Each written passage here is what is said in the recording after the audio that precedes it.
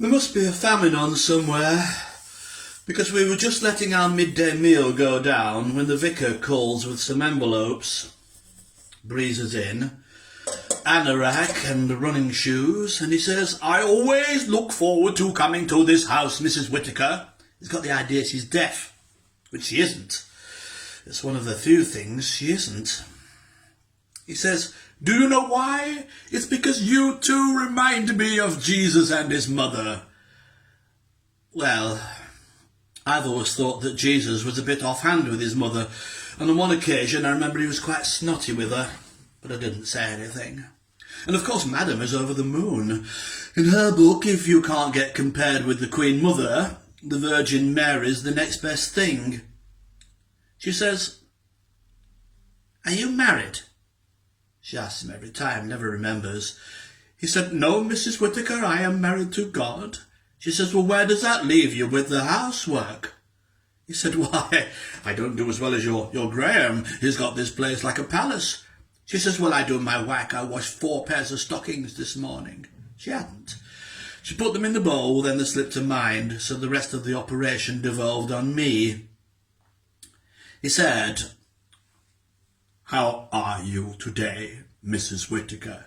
She says, "Stiff, down one side." I said, "She had a fall yesterday." She said, "I never did." I said, "You did, Mother. You had a fall and then you ran into Mr. Turnbull." She said, "That's right, that's right, I did." And she starts rooting in her bag for a lipstick. She said, "That's one of them anoraki things, isn't it? They've gone out now, those. If you want to look like a man about town, you need to get yourself one of those continental quilts." He said, "Oh?" I said, "She means those quilted jackets." She said, "He knows what I mean. Where did you get those shoes?" He said, "They're training shoes." She said, "Well, training for what? Are you not fully qualified?" He said, "If Jesus were alive today, Mrs. Whittaker, I think you'd find these were the type of shoes he would be wearing." Not if his mother had anything to do with it.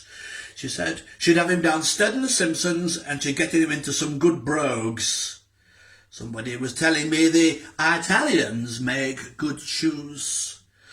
The vicar takes this as his cue to start on about people who have no shoes at all and via this to the famine in Ethiopia.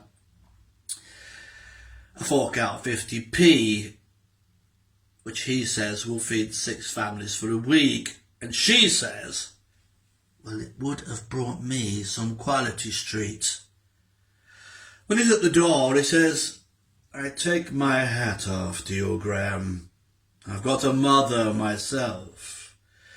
When I get back in, she said, "Vicar, he looked more like the paper boy. How can you look up to somebody in pumps?" Just then, there's a knock at the door.